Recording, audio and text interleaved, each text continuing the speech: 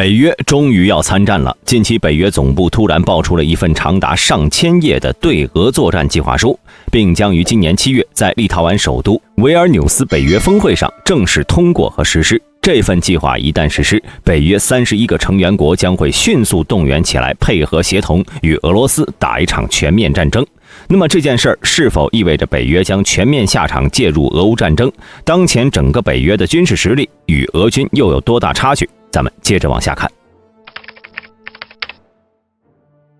在之前呢，看过大兵视频的朋友应该都知道，在北约成员国中很少有哪些不善武力的国家。无论是在近年刚刚成为欧洲最强陆军的波兰，还是新加入北约的芬兰，其武力值呢都十分强大，随便拎出来一个都够俄军喝上一壶，更何况整体下场了。从目前北约集团与俄罗斯之间的军事实力对比情况来看呢，北约方面的陆海空三军无论是武器装备数量还是质量，都完全碾压了俄军。北约全称北大西洋公约组织，有31个成员国。北大西洋公约第5条规定，对某一成员国发动武装攻击，应视为对所有成员国的攻击，其他成员国应予以协助，包括使用武力。而当前全部的北约国家加起来共有 9.5 亿人口，国民生产总值为 43.71 万亿美元，军费支出1万亿美元，占 GDP 的 2.51%。这个占比呢，也能体现出整个北约的战争潜力。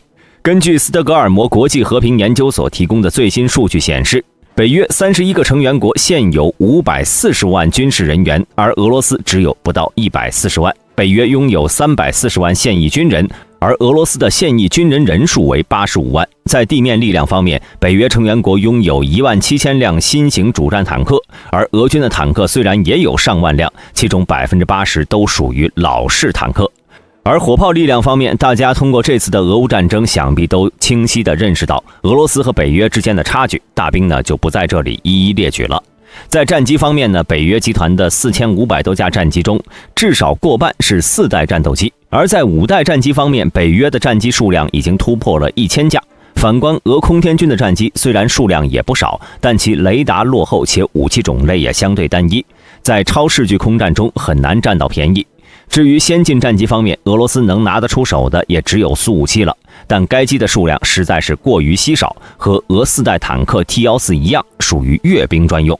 而海面力量方面的差距就更大了，北约一共拥有2000多艘军舰，其中包括17艘航空母舰，而俄军呢仅有600多艘军舰，唯一的航母基本处于停靠军港常年维修的状态。从以上种种呢，我们也能看出对于俄军而言，其最大的弱点就是在这些年里并未发展出强大的信息化部队。在最近的20多年时间，俄罗斯砍掉了很多新型武器项目，包括制造新型航母计划、发展新型轰炸机计划，甚至是批量生产苏57隐身战机的计划。除此之外呢，为了节省资金，俄罗斯还砍掉了 T-14阿玛塔坦克和下一代自行火炮和新型 T-15型步兵战车的全面量产计划，只剩下了高超音速导弹项目和核潜艇项目等少数项目。这也使得现代的俄罗斯陆军大部分武器装备都是上个世纪苏联生产的。但是俄乌战争已经证明，俄罗斯投入巨资研发的决定性制胜武器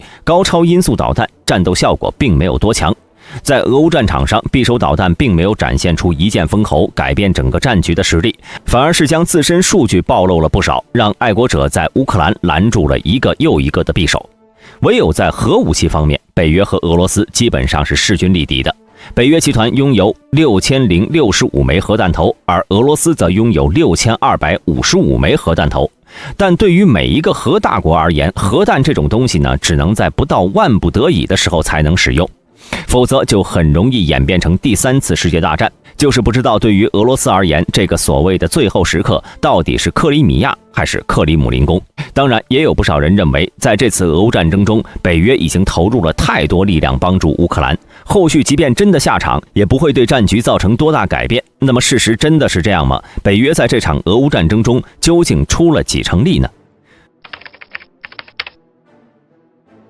我们都知道，在远古武器这一块，北约其实还是很舍得的。从反坦克导弹到豹2坦克，从海马斯到爱国者防空系统，每一个武器都能在战场上打出巨大成果。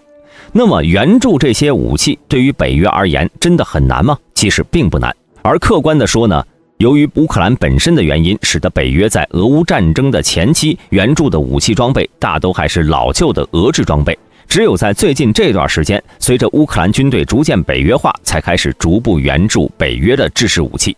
而北约各国真正的大杀器，像什么幻影狂风战斗机、F-16V、F-35、F-22、宙斯盾导弹防御系统等一众先进武器，那是一个也没有。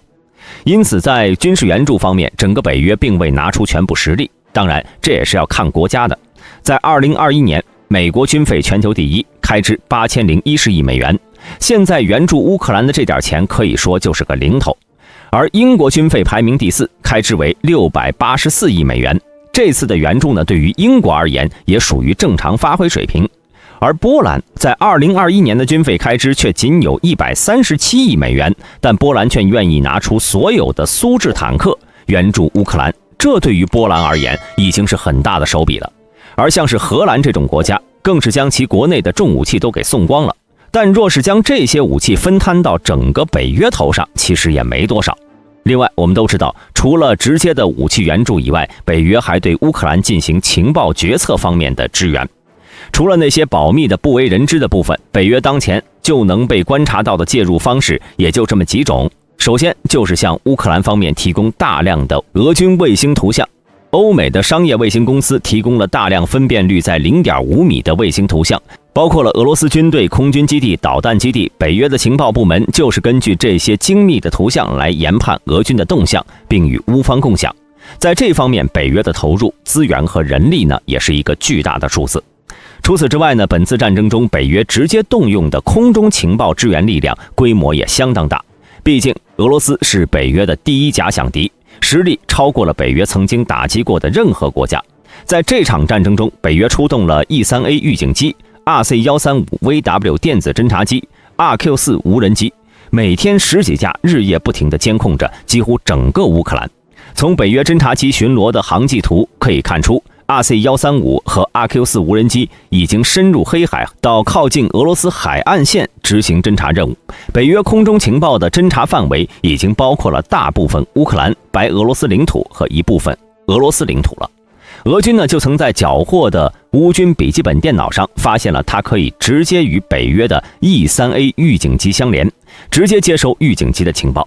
除此之外呢，大兵猜测美国部署在波罗的海国家和其他东欧国家的 F-35也可能会执行一些对俄的情报搜集任务。这支庞大的情报机队让俄军在乌克兰战场上疲于奔命。此外，缴获的乌军文件还显示，北约军官在这场战争中参与了乌军的作战会议，并且还参与了对俄的作战计划制定，甚至作战指挥。而这些情报机构和高级军官对整个北约而言，并非是全部实力。光是英国一个国家的侦察机数量就能够满足对俄侦察的绝大多数任务了，更不用说高级军官了。从以上种种对比中呢，我们也能发现，北约和俄罗斯之间的差距并不是几个高超音速武器就能追平的。不过，为了避免引发3战，大兵认为北约并不会全面下场。我们从最近时间北约的动作中也能看出，倘若北军真的要与俄开战，下场的也只会是一部分的部队。当前，北约为了遏制俄罗斯，建立了一系列诸如机载和控制部队、地面监视部队、快速反应部队等常备武装。就从地面战方面来说呢，北约一共分为3级：一是高度戒备联合特遣部队，共2万兵力；其次是2个旅构成的初始后续战斗群，以及分布在多国的营级增强前沿存在部队。单是快速反应部队规模就从4万增兵到了30万。很多朋友乍一看可能觉得这些兵力与俄罗斯的100万大军相比似乎还不太够，但我们不要忘了，当前的俄罗斯的正面敌人是乌克兰。乌军的战斗力如何，我想在1年多的战斗中大家应该都有目共睹了。在北约没有给予帮助的那段日子里，乌克兰独自一国守住了俄军攻势最猛烈的时期。在北约向其援助针对性装备后，乌军更是几度反推回去，给俄军造成了大量的伤亡损失，使其不得不开始部分动员和起封老旧装备。在答应援乌 F-16之后呢，乌军大反攻的呼声也越来越高。这时候，如果北约再横插一脚，俄罗斯将会拥有一条直线距离接近3000公里的漫长战线。这么漫长的战线呢，对于俄军现有兵力来说已经是独木难支，对于后勤来说也是噩梦。俄乌冲突开始之后，俄罗斯的后勤补给线也经常遭到乌军的伏击。若北约参与进来，俄军的后勤能力怕是要再度大幅缩水。反观北约方面呢，仅凭美国一个国家就能在1个月内部署80万大军，并保障其后勤，这一点呢也让俄军是望尘莫及。更不用说再算上其他国家。那么说了这么多，北约是否会真的下场？如果真的下场，北约又会选在什么时候呢？这就不得不提到了北约在今年6月准备举办的一次大规模空中军事演习——空中卫士2023。这次演习呢，将在今年6月12到24号举行。在演习中，将有来自24个国家的220余架战机参加。根据德国联邦国防军公布的地图显示，演习范围还包括了与俄罗斯接壤的爱沙尼亚以及波罗的海地区。这次演习的规模之大和演习地区，也不得不让人展开联想，北约是否会借着这次演习为由出兵乌克兰。不过，北约这一作战计划的制定也属于北约组织中的正常操作。此次呢，空中卫士2023和上千页对俄作战计划的暴露，北约也未尝不是在提醒俄罗斯是时候收手了。如果北约真的全面介入这场战争，俄军所付出的代价恐怕就不是撤军加一个克里米亚半岛那么简单了。俄罗斯方面呢，在开战后也开始在边境地区大量修建工事。俄罗斯卫星网报道，俄罗斯已经在边境地区修建了数千个核心防御工事，同时正在扩建掩护工事、反无人机系统和其他技术性装备。显然，俄罗斯对北约的下场也有过相关的预案。至于这些防御工事在北约战机的炮火下究竟能起多大作用，就不太好说了。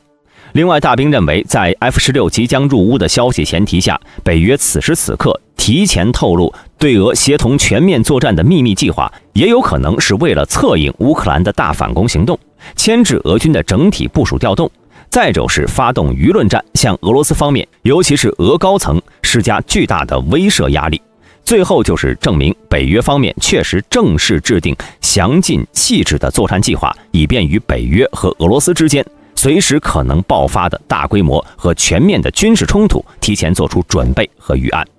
大家认为北约军队是否会正式介入俄乌战争呢？欢迎在下方的评论区留言。喜欢本频道的朋友请点击下方的订阅按钮，我们下期再见。